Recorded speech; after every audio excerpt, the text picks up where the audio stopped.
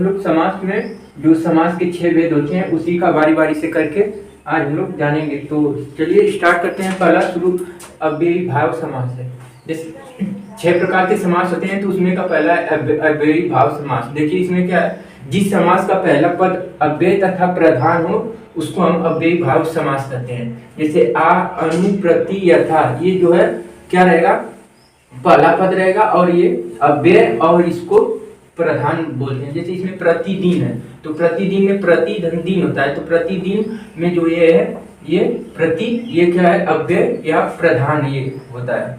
फिर तो इसका प्रत्येक दिन हो जाएगा, प्रतिदिन का। आजन तो ये इसमें जो पूर्व पद है वो प्रधान हो गया और आजम का करेंगे तो ये होगा जन्म से लेकर, तो इसमें जो पूर्व पद है वो प्रधान हो जाएगा। दूसरा है तत्पुरुष समास। तो देखिए इसमें क्या है कि जिस समास में बाद या उत्तर पद प्रधान हो तथा दोनों के बीच का कारक लुप्त हो, यानी जिस समास में उत्तर पद यानी ये वाला पद क्या हो, वो ये वाला पद प्रधान हो और क्या हो तथा दोनों के बीच का कारक लुप्त हो, यानी इन दोनों के बीच का जो कारक है, कारक जैसे कर्ता कर्म करण ये कारक होते हैं, ये लुप्त हो जाए, ये नहीं रहे, तो उसी को हम तत्पुरुष समास करते हैं। तो देखिए जैसे राजा का कुमार, इसमें ये राजा का जो कुमार यानी बेटा है, इसमें करने पर ये लुप्त हो जाएगा, ये जो चिन्ह रहेगा कारक ये चिन्ह होकर राजकुमार। वैसे ही रचना करने वाला रचनाकार, ये देखिए यहाँ पे जो कारक रहेगा वो नहीं रहेगा।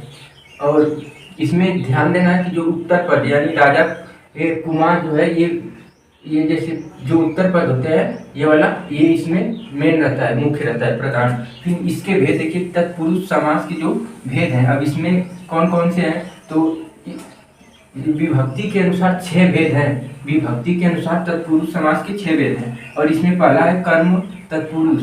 तो कर्म तत्पुरुष में है, इसमें कर्म कारक की विभक्ति इसमें को आता है, जो विभक्ति रहेगी उस को का इसमें लोप हो जाता है, यानी को कारक नहीं दिखाई देता है। तो जैसे गगन को चूमने वाला गगन चुम्मी, तो यहाँ पे देखेंगे तो को जो कारक है वो लुप्त हो गया है, ये वाला है यहाँ पर। और रथ को चलाने वाला, ये को जो है यहाँ पे रथ को चलाने वाले को रथकार करते हैं, तो यहाँ पे जो है ये को नहीं रहेगा, ये लुप्त हो जाएगा। दूसरा करण तत्पुरुष समास, इसमें करण कारक यानी करण कारक की विभक्ति से या के द्वारा का लोप होता है, यानी से या के द्वारा का जब लोप हो जाएगा तो वहाँ पे करण तत्पुरुष होगा। जैसे शोक से ग्रस्त, शोक ग्रस्त यानी से, और ये से जो है विलुप्त हो गया है। और सूर द्वारा रचित, सूर रचित, तो ये द्वारा जो है ये नहीं रहेगा, तो ये करण तत्पुरुष हो जाएगा। तीसरा है संप्रदान तत्पुरुष समास। तो संप्रदान तत्पुरुष समास में जो कारक की विभक्ति है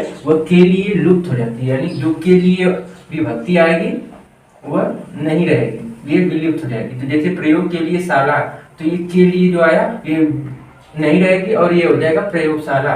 स्नान के लिए घर, तो के लिए यहाँ पे नहीं रहेगा, लुप्त हो जाएगा और ये स्नान घर हो जाएगा। फिर चौथा देखिए कि अपादान तत्पुरुष समास, इसमें अपादान कारक यानी से जो है अलग होने के लिए ये से विभक्ति का प्रयोग होता है और ये लुप्त हो जाता है, यानी ये जो से लगा रहता है जो ये अलग होने के लिए यूज होता है। तो जैसे धन से हीन यानी धन से हीन, तो ये जो से है ये अलग हो जाएगा, यानी धनहीन यानी धन से हीन। देश से निकाला, तो देश निकाला हो जाएगा और ये से जो है विभक्ति ये नहीं रहेगी। पांचवा है संबंध तत्पुरुष समास।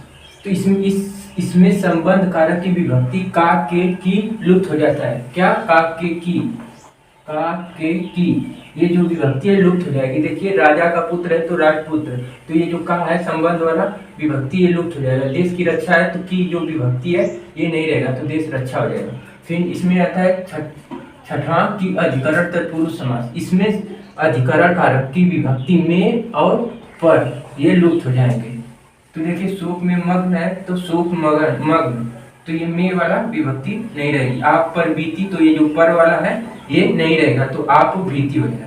फिर तीसरा देखिए कर्मधारय समास। जिस समस्त पद का उत्तर पद प्रधान हो तथा पूर्व पद में विशेषण विशेष्य का संबंध हो, यानी विशेषण जो किसी सर्वनाम या जाति किसी सर्वनाम और संज्ञा की विशेषता बताते हैं उसे विशेषण, और जो विशेषण की विशेषता बताता है या उसे विशेष्य कहते हैं।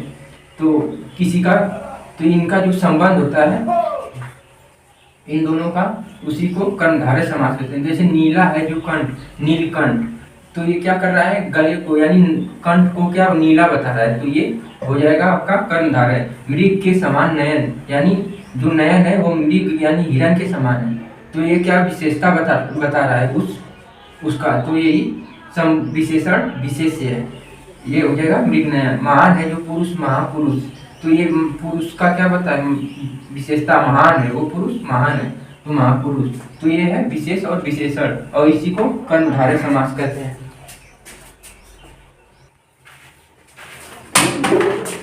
अगला है चौथा द्विगु समास। जिस समस्त पद का पूर्व पद क्या है, संख्यावाचक है, विशेषण हो, तो उसे हम द्विगु समास कहते हैं। इसमें संख्या आएगी 1 2 3 4 5 ऐसे करके, तो इसी को द्विगु समास कहते हैं। जैसे यहाँ पे 4 राहों का समूह तो चौराहा बोलते हैं, तो इसमें 4 आ रहा है। फिर 7 दिनों का समूह सप्ताह होता है, तो इसमें 7 आएगा, तो इसी को द्विगु समास कहते हैं। पांचवा द्वंद्व समास। जिस समस्त पद के दोनों पद प्रधान हो तथा विग्रह करने पर और एवं या अथवा लगता हो, उसके बीच और एवं या अथवा लगा हो, उसे क्या कहते हैं, द्वंद्व समास।